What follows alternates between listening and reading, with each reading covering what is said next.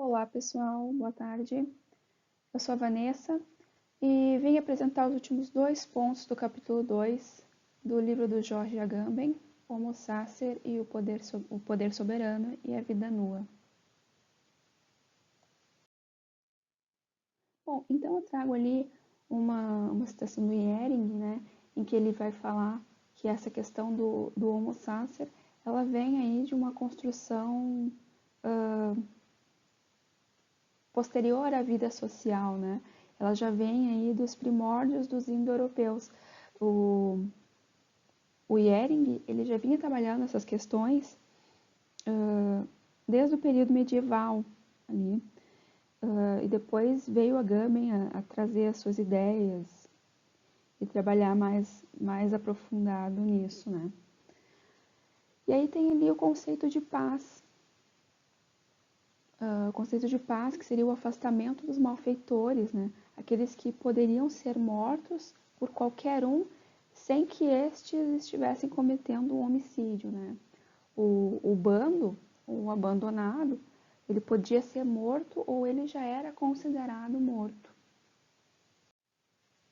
Em seguida, o Agamben vai trazer a figura do lobisomem para a gente discutir, que seria a figura daquele que foi banido da comunidade, né? E nas palavras do próprio Agamben, ele vai dizer que isso é decisivo, que é a vida do bandido como aquela do homem sacro, não é um pedaço de natureza ferina sem alguma relação com o direito à sociedade. É, em vez disso, um limiar de indiferença e de passagem entre o homem e animal.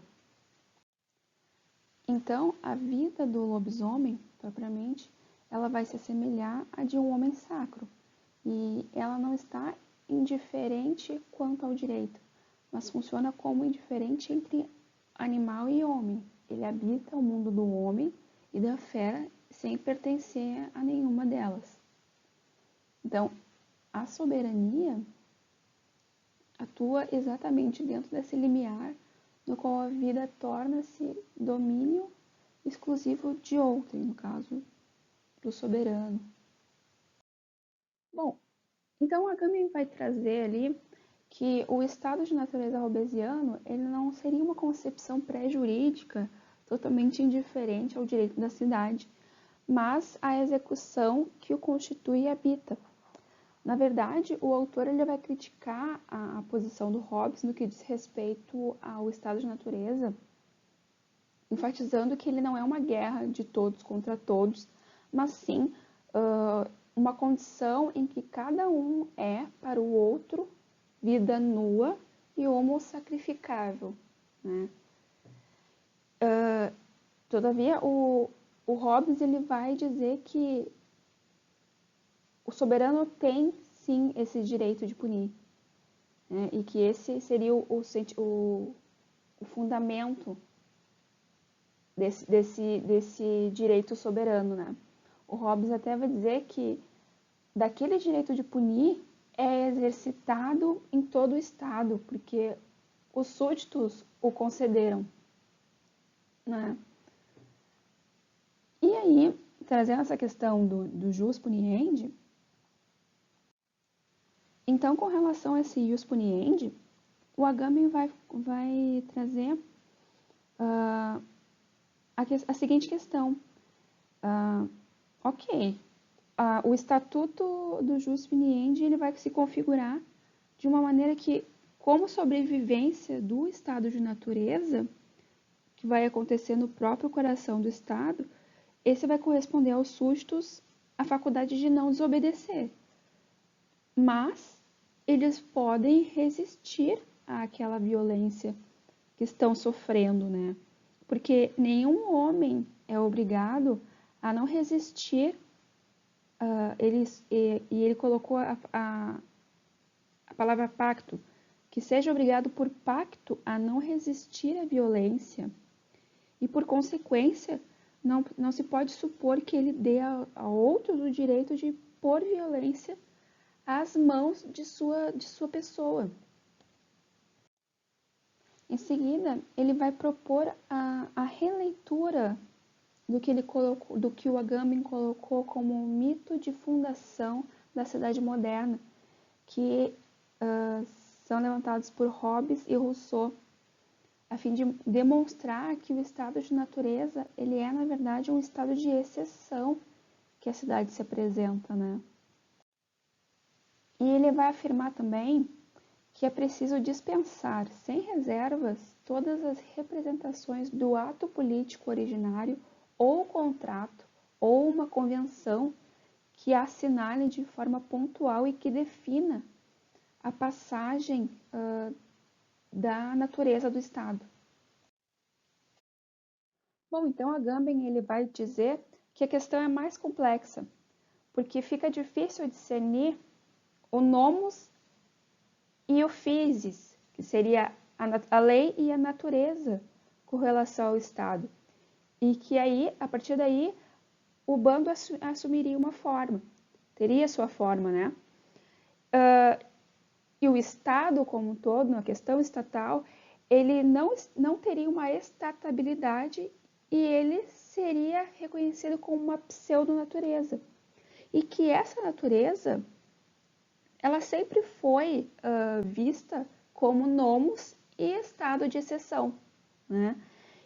E esse mal-entendido do mitologia hobbesiano em relação ao contrato, em vez de bando, condenou a democracia à impotência toda vez que se tratava de enfrentar o problema do poder soberano e, ao mesmo tempo, tornou-a constitutivamente incapaz de pensar efetivamente na modernidade uma política não estatal. Agamben também vai trazer a definição do que ele considera como bando e que é remetido à própria separação, né?